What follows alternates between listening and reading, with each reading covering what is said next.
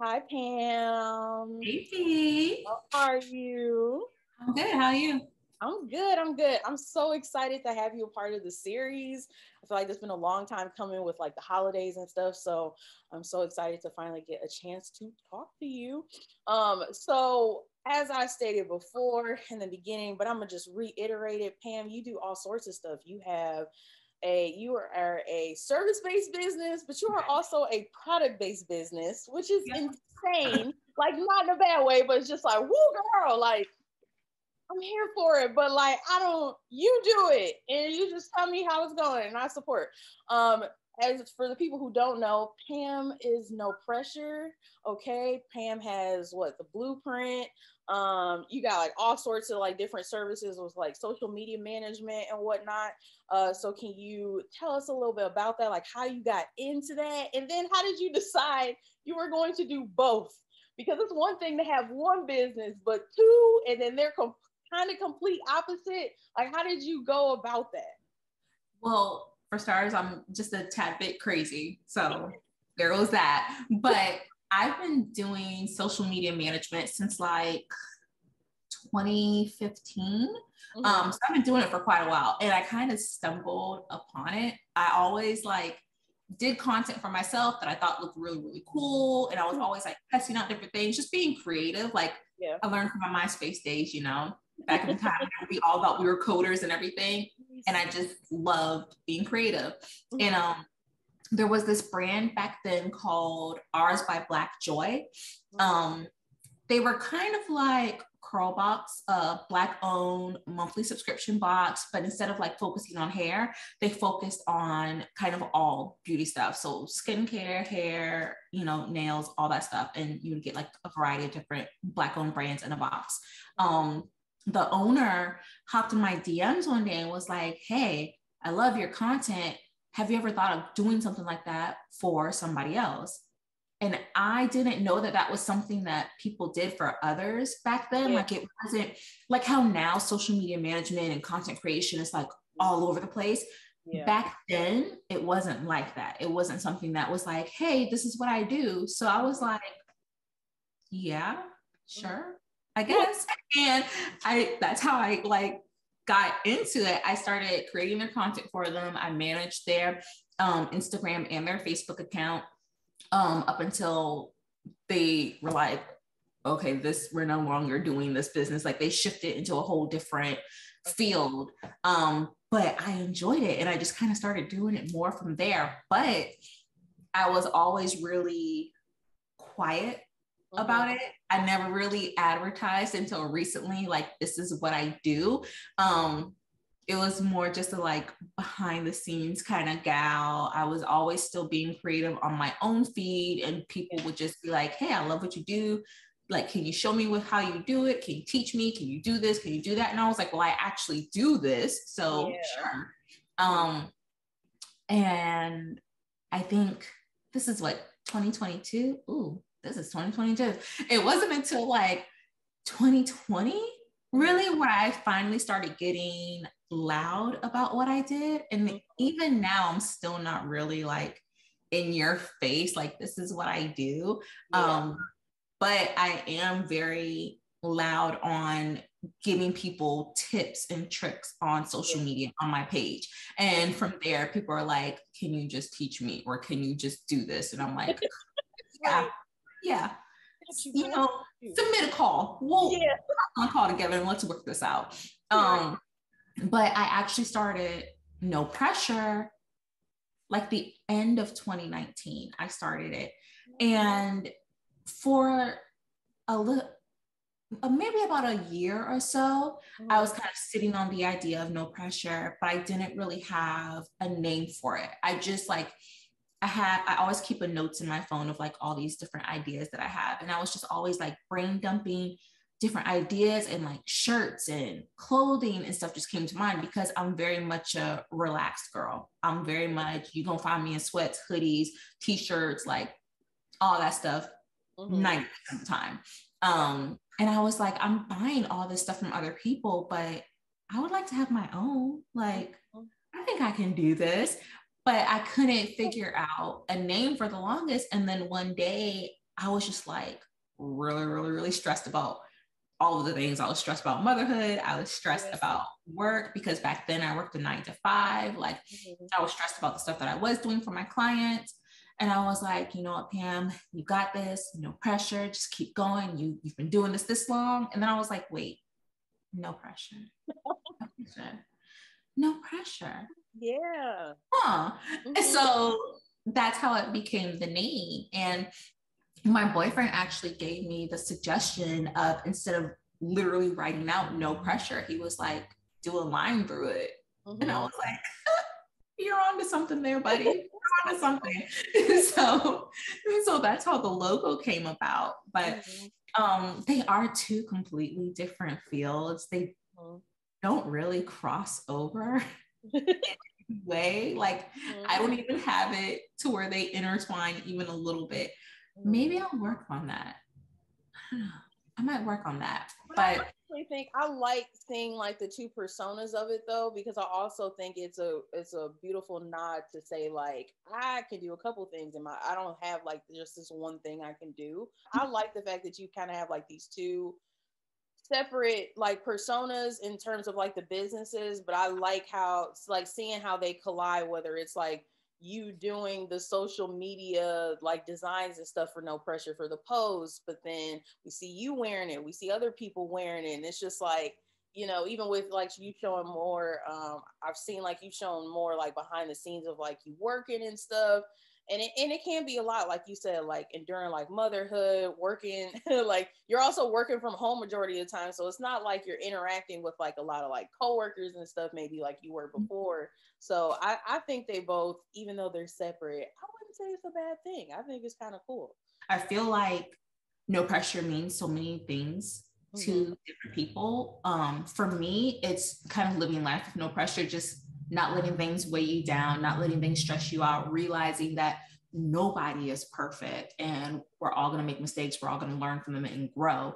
I've had some people who were telling me like no pressure is their gym motivation. They wear it in the gym and they're like, yo, I got this workout. I've had other people tell me like it's a mental health type of thing for them, where it's really helped them through times of depression and whatnot. I've had some people tell me how no pressure helped them through breakouts and breakups and whatnot, with their boyfriends and everything. And I'm like, okay, I get it. It means something different to everybody. And I love that. I love how everybody relates to it differently, but they all love the brand and they all rock it to match their vibe. And I love seeing people's posts wearing them. I love when I'm out and I see people wearing it. Like it still gets me really, really excited. And I don't know if that'll ever stop, but I get really hyped whenever I see somebody in it. And I'm like, okay, I see you. Like it really makes my day, you know? It just gives like a whole different vibe, like you said. And like it's so many different messaging, there's so much different messages behind just the word, which is why I think it's also like so successful. And of course, like the material, I don't know who this person gave you these sweatshirts, but baby, I didn't feel asleep in these mugs. Now, normally I get hot, I'm like, it's like a baby, I'm like swaddled. So I'm here for it. I love all the different like, you know, like I said, like the variety and the colors and everything. So I think that's like really, really dope. What has been like the hardest part though, between like juggling, you know, like both of the businesses and deciding like, okay, today, or like whether it's like with routine or schedule, like today I'm working on this or today I'm working on this, because all of a sudden the order comes through. How do you say like, okay, these are the shipping days, or like this is that? So when I first started No Pressure, I was all about being as fast as Amazon. I was like, I want to get these orders out as quickly as I can. Like, y'all place the order, y'all getting it out. I had to stop that because I had to realize I'm only one person and it's literally just me who's making this stuff, who's packaging the orders, who's, you know, keeping track of inventory. I'm doing everything. So it's a lot to try and get things out as soon as an order comes in. It made no sense for me to do that. Amazon has 1 billion people, not literally 1 billion, but they have so many people working for them, and No Pressure has just Pamela. So I started to put on my site a shipping time frame, so that people are kind of aware of, you're gonna place this order, okay, expect this time frame. And if people come to me and they complain like, hey, where's my order, and it's been like 2 days, I politely say, per your shipping. Right. Yeah. This is what it says in the FAQs. This is what it says on the page that you ordered your product on. Yeah. It'll be out in that time frame. If there is a delay, I will let you know. If it has exceeded that time frame, please reach out. Right. I have yet to exceed that time frame, even whenever I have a whole heap of orders. Yeah. I make sure I do not exceed that time frame. So I've kind of I try to fulfill orders like once or twice a week, and I literally go in order of when the orders are coming in to make sure that I'm actually staying within that shipping time frame. People know that they didn't just order curbside to go or something, like they know it's going to take a while. So give yourself some grace. I really had to learn like to give myself grace when it came to that with it. So I had to really learn it's me. Yeah. Nobody else was putting pressure on me but myself, which is hilarious because my brand is called No Pressure. Come on. But doing that, Pam, you were going against the brand. I really was. But I learned. So now I know. Think like, because you have like, I feel like you have like pretty loyal customers. Yeah, I really do. Like y'all be going. Oh wait, because in my head I'm like, oh, it's gonna be like extra crispy because it's marinating a little longer. Like I like that, you know. I don't want nothing rushed, and it's like no pressure crooked. We don't want that. We just go ahead, girl, take your time. I don't get mad because for me it's just like, I think people are more understanding too, especially like people who are also entrepreneurs. Like there is no way, like there's a process to it, you know, like I'm one person because I could be finishing up another client's, you know, project and different things like that. So it's definitely, I definitely agree with that. And I feel you on that. Like, whew. I said this, and you go against what you say. You like, you being bad. No, because it's all you. It's literally you. So I know you mentioned about like you working, like you used to work a 9 to 5. Now I know the story, but the people don't know the full story.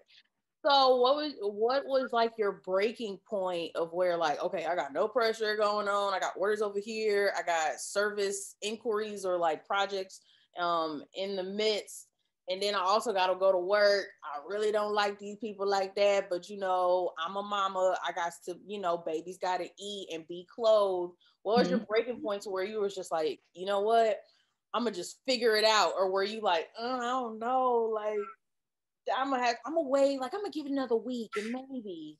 So my 9 to 5, I've worked in the logistics industry for like the past 7 years. Yeah, for the past 7 years, I've worked in the logistics industry, doing import logistics. And anybody who knows anything about logistics knows that job really never sleeps. It never stops. We barely get holidays off. Like it's pretty much a 24/7 job. Whenever COVID hit, I was in an office, and then COVID hit, so we were working from home. And I realized that the company I was working for at that time, they were crap. Correction, it wasn't even the entire company. It was more so my supervisor. She was horrible, and she made the job unbearable. And working in a field that's already really, really demanding, and then having a supervisor who doesn't really help at all, it made things even worse. Always stressed. I was working until like midnight and later trying to get things done. Like it became a lot. It became a whole lot. And then I started taking my social media management and my content creation more serious, and I was getting more inquiries over there. And I was realizing like I couldn't do all the things. And No Pressure and my social media management, that kind of trumped it. Like those were things that I actually enjoyed doing, and I wanted to up to another level from where they currently were. But I knew that I couldn't do that still working my 9 to 5 and still trying to be a mom and trying to be a girlfriend. Like it was too much. I was being pulled in too many different directions. And one day my boyfriend was like, okay, so what do you think you have to make in order for you to leave your 9 to 5? Mm-hmm. And I was like, well, I would need to make this amount. And he was like, okay, so with the clients that you have right now, what do you think? Like, does that meet your goal? Yeah. And I calculated it and I was like, it does. And he was like, so what you gonna do? And I was like, I'm gonna quit. But I let fear kind of get in the way. And like 2-3 weeks later, I applied for another position. When I saw the I said, you did what? What for? I thought we had a breakthrough. Yeah, see, that breakthrough didn't come all the way through. It was like a it was a crack. Yeah, it was like a little crack. So I let fear kind of hold me back, and I went back into the logistics field for another company, and I was working from home. The company was amazing. It was actually a company that I legit purchased products from. So I was like, oh my God, I get to work with y'all. Yeah. Even with that, I still was unhappy. Like, I still realized, like, 2 months later, I was like, yo, I'm drained. And they're not even as stressful as my last job, but I'm just exhausted. Like, this is too much. Mm-hmm. So I was like, you know what? You gotta do this for real, Pam. Like, you gotta do it. Yeah. So I left my 9 to 5 again. How do you stay like motivated and know like, okay, I'm gonna kill it, even though you may have days like I'm sure many of us have had where whether it's service-based or product, ain't nothing. I ain't got an email for nothing, so I'm gonna just pray. Look, I'm gonna be real with you. Mm-hmm. I literally just kind of got out of a like imposter syndrome moment. Like, there was a good 2 weeks or so where I was like, this ain't working. This ain't it. Yeah. Did I make a mistake? Like, literally questioning myself. But I had to realize, like, this is what I actually enjoy. And anytime I would get a client's feedback, like, oh, I love this content. Like, oh my goodness, you outdid yourself again. Like, girl, I just referred you to somebody else. I hope that they work with you. Like, those kind of messages, that's what keeps me going. Yeah. Like, that really has me get out of my own head and has me stop doubting myself. And I'm like, okay, they feeling me. Right. Like, they like it. The girls like it. As long as the girls like it, I'm good. Like, with keeping that motivation and stuff, and like getting, I feel like a lot of us go in and out of imposter syndrome. I don't think it's just like a one-time thing, but how do you keep like the motivation in terms of like with like, do you have like groups or anything that you're in, or like do you talk to other entrepreneurs? Because I feel like a lot of people who may be watching or who are also entrepreneurs, like, this can be somewhat of a lonely road a lot of times, and especially now, like with COVID, like when COVID hit and everything, and even sometimes even now, a lot of us are still working from home, even if like COVID wasn't going on, like a lot of things. So how do you kind of like, do you have like a tribe or like other entrepreneurs that you kind of like connect with and stay checked in and keep you on check or on point? Well, I do have, I have my little tribe, and they kind of know, like, whenever I get kind of quiet, they're like, are you good? What's going on? Like, because they know I'm very much not the person to be like, hey, I need help. Hey, listen to me. I'm not that kind of person. So y'all literally have to check me and be like, girl, you good? What's going on? Yeah. Let's talk this. But I do also have a few other entrepreneurs who I've kind of like built a relationship with over time, and I know I can go to them and talk to them and kind of bounce ideas off of them. And all these women I've met on Instagram in DM, they go down in the DMs. Like, they really do go down in the DMs, that's real. And I think like I have one girl who she started out as kind of a coach to me last year, Makaya, and we just realized we had so many things in common, and we just kind of hit it off. And now she's like assist me. Like we're literally like, hey sis, what's going on? Hey sis, what you got? Like, hey sis, like let's check in. What goals you got? Like, what are we doing to get to those goals? Like, we're literally one another's accountability partners. And I just love that so much. There's actually like 2 women on social media, Daily by Nikki and It's Nasser. And both of them are super, super, super, super, super nice women. Like, they are the sweetest ever. And they've given me so many tips without me even going to them and being like, hey girl, let me pick your brain real quick. Like, right, yeah. Like they've just literally seen what I've been doing and have either been like, oh girl, I love that. Or like, hey, have you ever thought about doing this? And just like stuff like that has also helped me keep going. Cause I'm like, damn, if they see me and they believe in me enough to be like, hey girl, you know, do this. Or hey, I like that. Then shoot, I should believe in myself too. Right. Like, so, you know, whenever you see other people who kind of believe in you or who are wanting to help you, it does kind of help you push yourself along as well. And another little tip for the girls that I did for myself is whenever I get like those DMs and those comments and stuff where people are kind of bragging about me and like big up in me and whatnot, I screenshot those and I legit have them saved in a photo album on my phone. So whenever I really feel like down and I'm like, oh girl, you ain't got this, I'm like, hold up. So-and-so said I was that girl on this day. This person said, girl, you always coming through on this day. I'm that girl. Like, I keep those receipts so that I can remind myself, like, you good, girl, you got this. Like, other people see what you're doing. They believe in you. Like, keep going. You have so with your service-based side of your business, do you have a favorite project that you've done that you just like, oh, I did that? Or are you getting there? Because baby girl sent us a link, the friends a link and was like, can you check this? Is it okay? And I'm looking like, what the hell have I been doing? You can do my way. What? So anyway, that was just my little side bit. But do you have a favorite project or like something, a favorite design even that you've done or something for either client or even yourself, like your business that you've done? My website.